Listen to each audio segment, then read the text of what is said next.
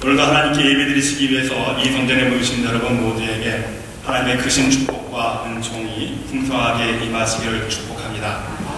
오늘은 새해를 맞이해서 우리 교회에서 한 해 동안 봉사와 헌신하실 임원들과 재직들의 취임 예배로 드리는 날입니다. 우리 교회 부흥과 성장은 우리 모두의 손에 달려 있습니다. 우리가 서로 협력하여 선을 이루어가면서 하나님께서 원하시는 교회의 참된 모습으로 성장하게 될 줄로 믿습니다. 페르시아의 유명한 대왕이요 장군이었던 다리우스 황제가 유럽을 침략하면서 알렉산더 대제가 거느리는 군대와 큰 전쟁을 치르게 되었습니다. 그때 다리우스는 알렉산더 대제에게 병사 한 명을 시켜서 선물 하나를 보냈습니다. 선전포고를 하면서 보낸 그것은 참깨가 잔뜩 들어있는 커다란 푸대였습니다. 이 자루에 깨들이 얼마나 엄청나게 들어있었겠습니까? 그것은 다리우스가 우리 군대는 이렇게 많다. 그러니 손들고 항복하라. 너희들에게는 승산이 없다는 것을 알리기 위함이었습니다. 깨가 가득 들어있는 부대를 받은 다음에 알렉산더 대제는 그것을 받아들고 답장으로 작은 봉투에다가 겨자씨 하나를 집어서 보냈습니다. 그것은 이런 뜻이 담겨져 있었습니다. 우리가 작다고 무시하지 말라. 우리는 무섭다. 우리는 놀라운 생명력을 가지고 있다. 우리는 거칠다. 우리는 너희들을 맞이할 준비가 되어 있다. 결국 이 전쟁에서 알렉산더 대왕이 큰 승리를 거두었다고 합니다. 저는 오늘 본문의 말씀을 통해서 하나님의 능력에 붙들린 작은 한 사람을 소개하려고 합니다. 하나님께서는 이 작은 한 사람을 통해서 복음을 전파하게 하시고 교회를 개척하게 하셨습니다. 또한 이 작은 사람은 제자 양육에 능한 그런 선생님이었습니다. 그래서 그는 여러 번의 성경 교재를 출판했습니다. 성경의 27권의 신약 가운데 절반 이상은 바로 이 사람이 썼습니다. 이 사람의 이름은 우리가 잘 알고 있는 사도 바울입니다. 이렇게 한 사람이 엄청난 사역을 이루었지만 그럼에도 불구하고 사도 바울은 오늘 본문의 말씀에서 나타난 것을 보면 고린도 교회 성도들에게 심한 오해를 당하고 있음을 우리는 발견하게 됩니다. 더군다나 고린도 교회는 사도 바울이 자기의 손으로 개척한 교회였습니다. 그럼에도 불구하고 그 교회의 성도들이 사도 바울을 대적하고 비난합니다. 오늘 본문의 말씀을 살펴보면서 사도 바울이 고린도 교회의 성도들에게 비난받는 내용이 어떤 것인지를 한번 살펴보기로 원합니다. 먼저 2절의 말씀을 보겠습니다. 이에 숨은 부끄러운 일을 버리고 계율 가운데 행하지 아니하며 하나님의 말씀을 혼잡케 하지 않고 오직 진리를 나타내므로 하나님 앞에서 각 사람의 양심에 대하여 스스로 청구하노라. 고린도 교회들이 사도 바울을 비난한 것 중에 하나가 첫째로 사도 바울에게 숨은 부끄러움이 있었다는 것입니다. 우리에게 고백하지 않은 은밀한 죄가 너에게 있다는 것입니다. 이에 대해서 사도 바울은 단호히 내가 숨은 부끄러운 일을 버렸다라고 말하고 있습니다. 그렇습니다. 사도 바울에게 개인적으로 부끄러운 과거가 있었습니다. 그것은 회심하기 전에 예수님을 영접하기 전에 예수 믿는 사람들을 잡아 가두는 일에 앞장섰던 과거가 그에게 있었습니다. 그러나 사도 바울의 이 일에 대해서는 내가 이미 예루살렘에 있을 때 많은 성도들 앞에서 부끄러운 그 과거를 다 고백하고 용서받았다. 그때 이미 다 버렸노라고 말하고 있는 것입니다. 그 이후로는 내가 어떠한 경우에도 부끄러운 일을 하지 않았음을 변론하고 있는 것입니다. 두 번째로 사도 바울이 비난받고 있는 것은 계율 가운데 행했다는 것입니다. 계율이라고 하는 것은 교활하고 간사스럽게 행동한다고 하는 것을 뜻하고 있습니다. 그 당시 장사하는 사람들이 손님을 교묘한 방법으로 속이는 방법 중에 하나가 계율이었습니다. 그러나 사도 바울은 나는 결코 너희를 교묘히 속인 적이 없다고 자신을 변론하고 있습니다. 나는 너희에게 오직 하나님의 진리의 말씀만을 전한 것밖에 없다는 것을 너희들이 누구보다도 잘 알 것이라고 그렇게 자신을 변호합니다. 그리고 세 번째로 사도 바울이 비난받고 있는 것은 하나님의 말씀을 혼잡케 했다는 것입니다. 하나님의 말씀만 증거한 것이 아니라 사람의 귀를 즐겁게 하기 위해서 듣기 좋은 말을 선택해서 거짓되게 증언했다는 것입니다. 이러한 비난에 대해서도 사도 바울이 자신의 본심을 5절 말씀에서 특별히 이렇게 표현하고 있습니다. 우리가 우리를 전파하는 것이 아니라 오직 그리스도 예수의 주 되신 것과 또 예수를 위하여 우리가 너희의 종된 것을 전파하느니라. 사도 바울은 너희가 오해하고 있는 것처럼 나의 부끄러움이나 교회를 행한 것이나 또한 말씀을 혼납하는 것이 아니라 오직 너희에게 예수 그리스도께서 주인 되신 것과 내가 이것을 너희에게 올바로 가르치기 위해서 나는 너희를 섬기기 위한 종이 된 것을 알리게 함이라고 말씀하고 있는 것입니다. 사도 바울이 이러한 자신에 대한 변론에도 불구하고 고린도 교회 성도 중에는 여전히 사도 바울을 대적하는 사람들이 있었습니다. 우리는 여기에서 교회 안에서 사도들의 말씀을 순수하게 받아들이고 신앙생활을 하고 있는 사람이 있고 또 한편으로는 그 반대로 오히려 사도들을 대적하는 사람들도 있음을 보게 됩니다. 그렇다면 왜 이러한 현상이 나타나는 것일까요? 이에 대해서 사도 바울이 오늘 3절의 말씀에서 이렇게 설명해 주고 있습니다. 만일 우리 복음이 가리웠으면 망하는 자들에게 가리운 것이다. 너희들이 지금 나에 대해서 오해하고 대적하는 이 일 때문에 내가 전하는 복음을 받아들이지 못한다면 너희는 결국 망할 수밖에 없다는 것입니다. 그리고 그들이 왜 우리가 증거하는 복음을 받아들이지 못하고 있는가? 이 이유에 대해서 4절 말씀에서 이렇게 증거합니다. 그 중에 이 세상 신이 믿지 아니하는 자들의 마음을 혼미케 하여. 마음을 혼미케 한다는 말은 마음을 어둡게 하고 눈멀게 한다는 뜻입니다. 누가 사람의 마음을 어둡게 합니까? 세상의 신이 그렇게 한다는 것입니다. 그렇다면 세상의 신은 누구입니까?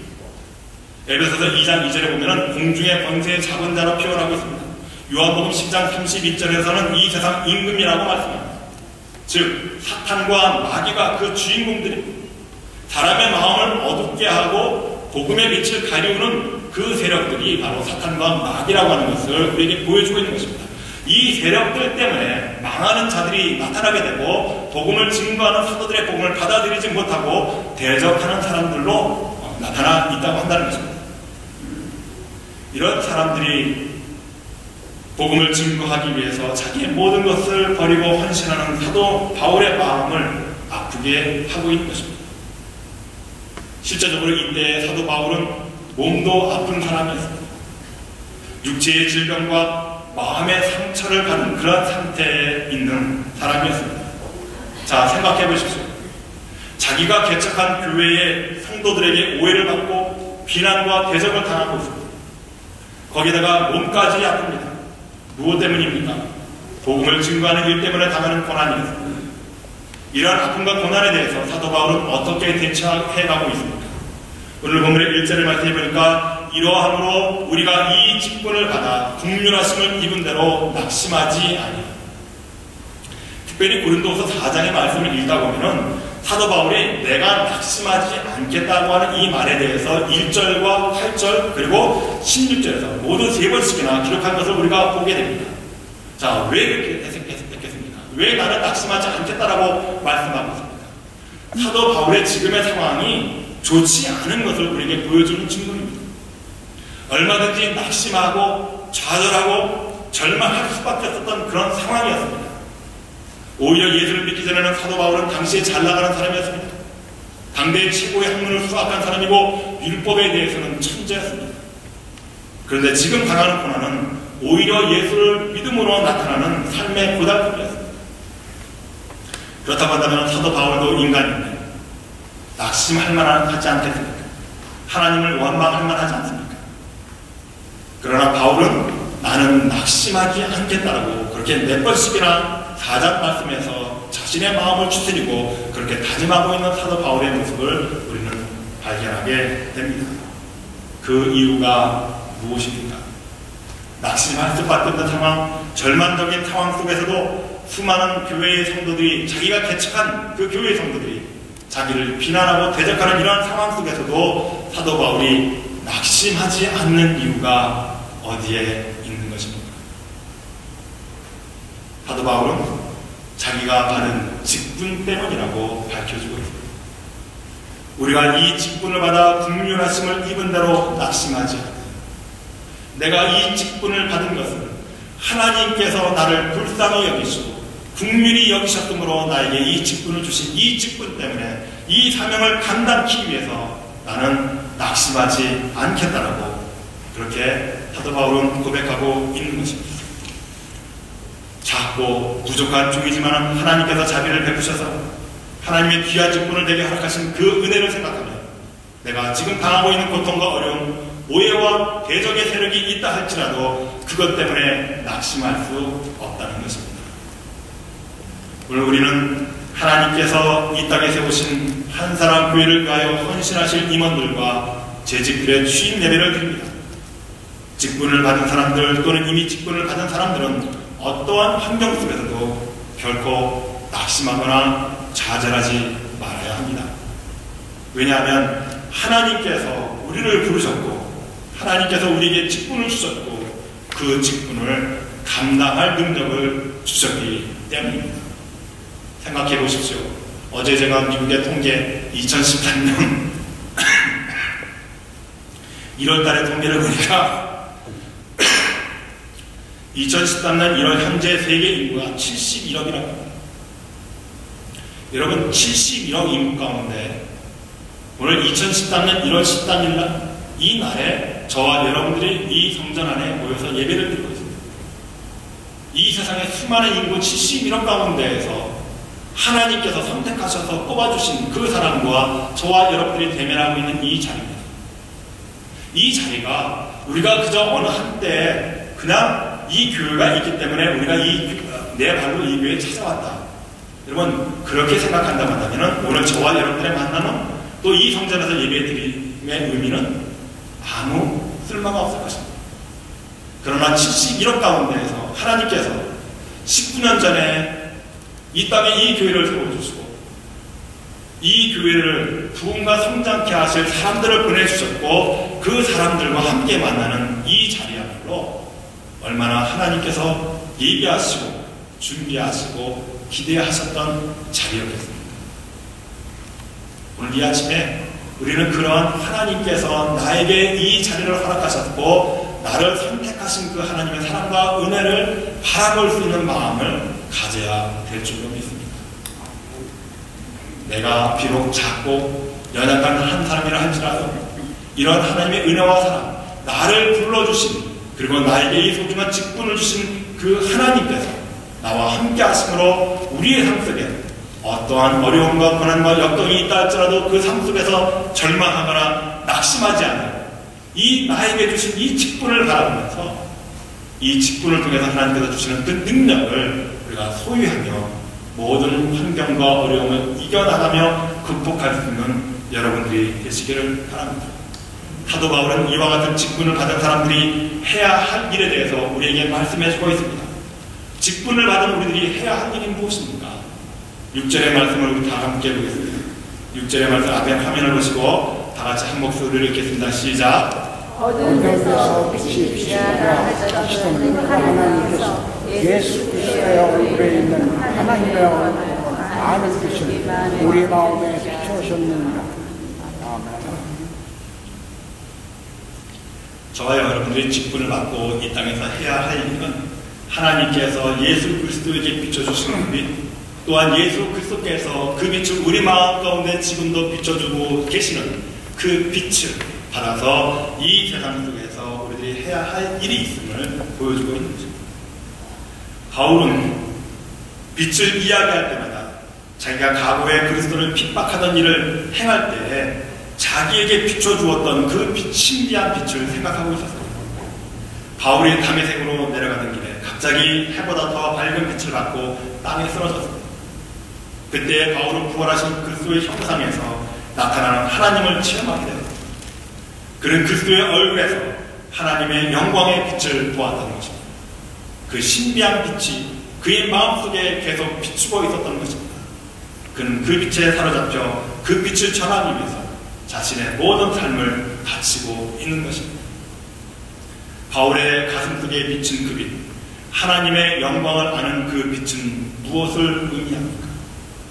오늘 본문의 1절 말씀에서 사도 바울은 하나님의 긍휼하심을 입어 직분을 받았다라고 우리에게 말씀하고 있습니다. 우리말로 번역된 직분이란 말의 원어는 디아코니아, 즉 섬기다, 봉사하다라는 뜻입니다. 그런데 사도 바울이 실제로 고린도 교회들을 위해서 어떻게 섬기고 봉사했는가?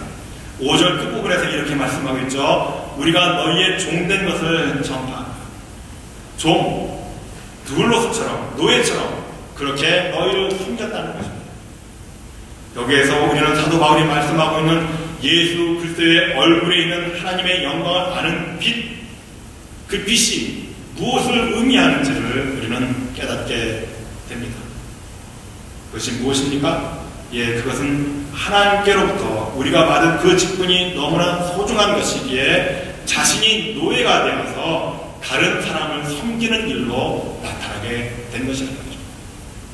그러므로 사랑하는 성도 여러분, 하나님의 영광으로 나타난 그 빛은 우리에게 직분을 주셨고, 그 직분은 우리가 하나님의 그 빛다운 삶을 살아가기 위해서 이 세상 속에서 섬기는 사역으로 나타나야 한다는 것입니다.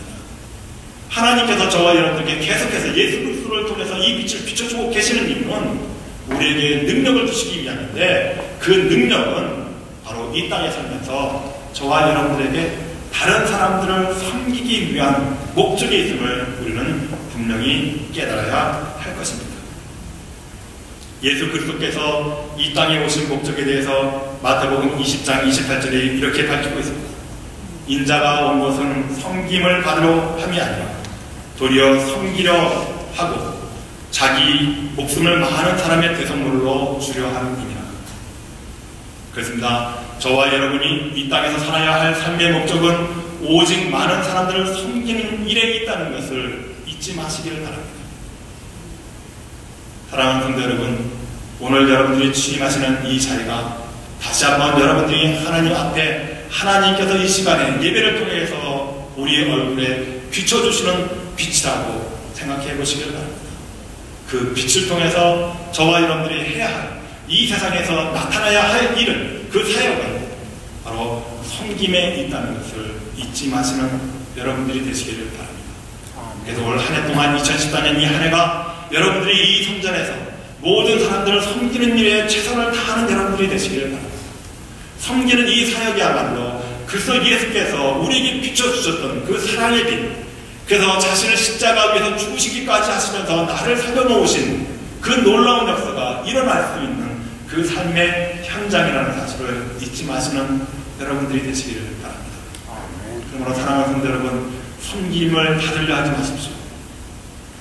섬기는 손이 되시기를 바랍니다. 섬기는 발이 되시기를 바랍니다. 더 많은 사람들을 마음에 품고 그 사람들을 정성껏 섬길 때 거기에서 그리스도의 영광의 빛이 우리의 삶 속에서 뿜어져 나오게 될 줄로 믿습니다. 그렇다면 이제 끝으로 하나님 아버지께서 예수 그리스도를 통해서 우리에게 빛을 비춰주시는데 그 빛은 무엇을 비추기 위함입니까? 저와 여러분들이 세상의 사람들을 섬긴다고 하는데 이 섬김은 어떤 목적이 있는 섬김입니까? 첫째로 죽어가는 생명을 섬기기 위해서 비추는 빛이어야 합니다. 예수님은 죄 가운데 죽은 영혼들을 구원하시기 위해서 세상에 빛으로 오셨습니다. 누구든지 이 빛으로 오신 예수님을 영접하여 생명의 빛을 얻게 됩니다. 그러므로 저와 여러분들은 이미 그 빛을 소유한 백성들입니다. 이 빛을 세상에서 아직도 어두운 가운데서 헤매고 있는 백성들에게 비춰야 한다는 것입니다. 죽어가는 영혼들을 살리기 위해서, 그래서 그들을 섬기기 위해서 우리는 이 빛의 사명을 감당해야 한다는 것입니다. 사랑하는 성도 여러분, 죽어가는 영혼들에게 섬기시는 여러분들의 빛이 나타나셔서 그들이 죽지 않냐고 다시 소생케 되는 놀라운 역사가 여러분들의 삶 속에서 이 한 사람 성전에서 이루어지기를 주 이름으로 축원합니다. 두 번째로 우리에게 빛을 비춰주시는, 그래서 우리가 빛을 비추는 우리의 사명은 길을 인도하기 위한 빛이라는 것이죠. 이스라엘 백성들이 출애굽하여서 광야를 지날 때마다 밤마다 하나님께서는 불기둥으로 그들을 인도하셨습니다. 그런데 마태복음 5장 18절에서 예수님께서는 너희는 세상의 빛이라고 말씀하셨습니다. 이 말씀은 하나님의 불기둥, 세상의 어둠을 밝히기 위해서 빛을 비추시는데 그 일을 우리에게 위임하셨다는 말입니다. 무엇을 통해서 우리가 그 일을 감당할 수 있겠습니까? 그것이 바로 하나님 아버지께서 저와 여러분들에게 주신 직분이라는 사실입니다. 그 직분을 통해서 빛의 열매인 모든 착함과 의로움과 진실함을 세상에 보여줌으로 어두움의 백성들을 하나님의 영광의 빛으로 인도해야 합니다. 아직도 세상에는 인생길에서 당하고 헤매는 영혼들이 많이 있음을 기억하시면서 이들에게 빛으로 다가가서 섬기시는 여러분들이 되시기를 바랍니다. 오늘 취임하시는 분들과 여기 이 자리에 모여서 함께 예배드리시는 여러분들에게 간절히 부탁을 드립니다. 하나님의 부르심을 받은 우리 모두는 하나님 아버지의 영광의 빛을 드러내기 위하여 섬김의 도구임을 명심하시기를 바랍니다. 그래서 이 땅에 사는 동안 겸손하게 많은 사람들을 섬기시는 여러분들이 되시기를 바랍니다.